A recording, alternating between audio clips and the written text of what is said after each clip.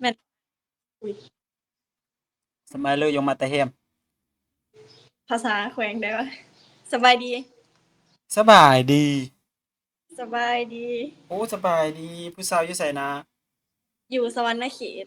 โอ้ยสาวสวรรณเขตว่ะเคยมาเคยมาทางเหนือบ่อยู่แขวงใดอายุอุดมไซบ่เคยอ้าวมาเยี่ยมยามกันได้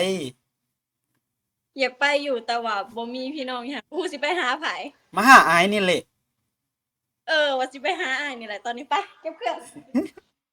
เก็บเครื่องมาโลดอ้ายซื้อหยังอ้ายอะซื้อที่ฮักแม่นที่เอิ้นหาเฮ็ดหยังอยู่เอิ้นที่ฮักเลย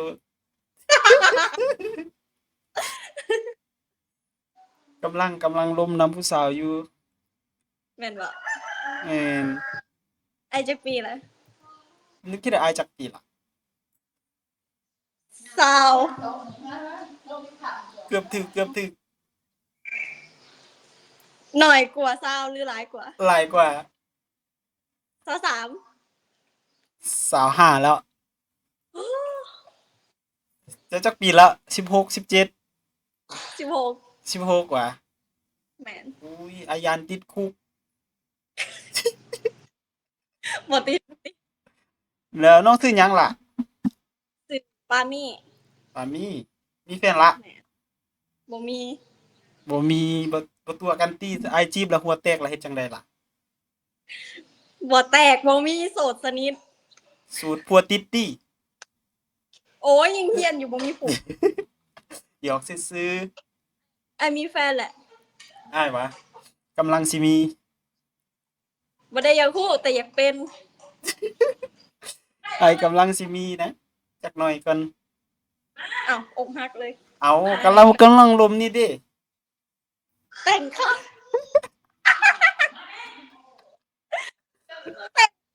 โอเคเดี๋ยวลงไปแต่งถ้าน้องน่ะไอ้มันไว้ก่อนจักหน่อยน้องจบม.7โอเคมั่นไว้อาญานน้องไทยสวรรณเขตตัวอ้ายนี่อ้ายเฮ็ดจั่งใดล่ะบ่ตัวโอไทยสวรรณเคเขตจริงใจอีหลีหวะแท้แท้วะโอเคฮะไอ้หน้าไอ้คุ้นๆเนาะบ่คุณ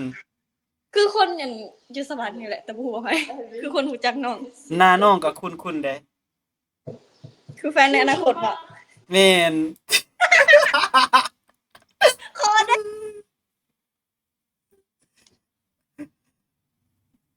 โอเคสวรรณเขตโอ้ยเนาะอยู่ไกลไอ้สวรรค์บ่ฮะไอ้เคยมาสวรรค์บ่อ้ายอยากมาอยู่แต่อ้ายบ่เคยไปจักเทื่อไอ้อยากขึ้นไดโนเสาร์บ่โอเคอ้ายอยากขึ้นแนวอื่นอ้ายหยอกๆๆไอ้อยากๆหยอกๆๆเด้อเราจะมาปัดแอปนี้ซอกผู้บ่าวหวะมาส่องหาอ้ายนี่แหละซอกหาอ้ายอ้ายก็กำลังซอกหาน้องอยู่14กุมภาแล้วเด้ใกล้สิฮอดเด้อ้ายก็เร่งซอกหมู่เร่งซอกหาผู้สาวอยู่แม่นอันนี้ก็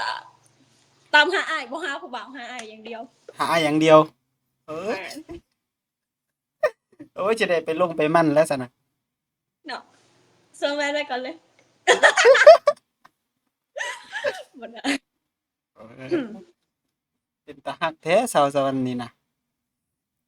แต่ยังบ่มีไผฮักเดะล่ะเอ้าอยากเนาะถึกตัวนะบ่ตัวเดี๋ยวเราใส่เสื้อคู่กันอีกแม่นอุ๊ยผู้อยู่ทางหลังนี่สิเตะกะที่การคออันนี้เขาแหละบ่เกี่ยวเสื้อนักเรียนอันนี้คือเสื้อคู่เราสองคนโอเคแม่น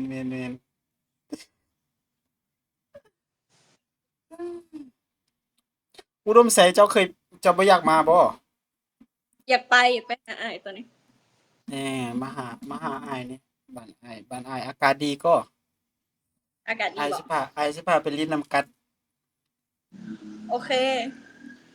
ไปลิ้นกับคนหูใจลิ้นจังได้กระมวลแล้วเนาะ เอ็นอุ๊ยคืนนี้อ่ะ หึ อ้ายน้องเคยเห็นอ้ายบ่ เฮ้อ อ้าย เนี่ยโอมีนี่ อ้ายอัดคลิปอยู่อ้ายเอาไปลง TikTok ได้บ่ คลิปน้องคลิปน้อง แม่น ได้ได้ โอเคแจกวาบบ่แจกวาบบ่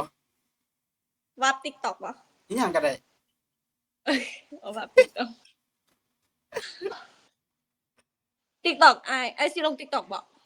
อ้ายลงไปหมดทุกช่องแหละ แต่คนติดตามอ้าย TikTok คนติดตาม4คน อันเดอร์เวอร์ 4คนซื่อๆบ่มีไผเห็นดอก เจ้าบ่ต้องย้าน OI VANH underscore ส่องอ้ายแนวใด โอเค เดี๋ยวไปติดตา อ้าย ม ก็แตกวับส่องอ้ายตี โอเค TikTok อ้ายมันคนติดตามน้อยซื่อๆบ่มีไผเห็นดอก เอามาส่องเลยอยู่ไหนขี้โม้หรือเปล่า บ่ไปเบิ่งโลด ไอตัวน้องไอบาปใด บ่บาปบ่เตยตัว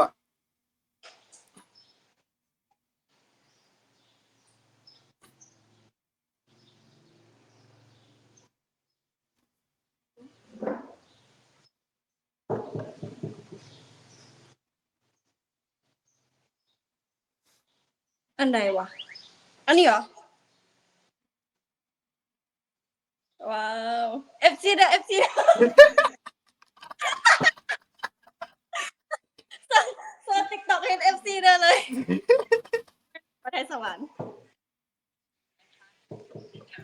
เดี๋ยวไปลงอยู่เฟซก็มีอยู่เฟซก็มี โอเค โอเคอ แอยู่ มเอียว แอมกุ้งเอียวแองโอเค โอเค ไปกันละ บ๊ายบาย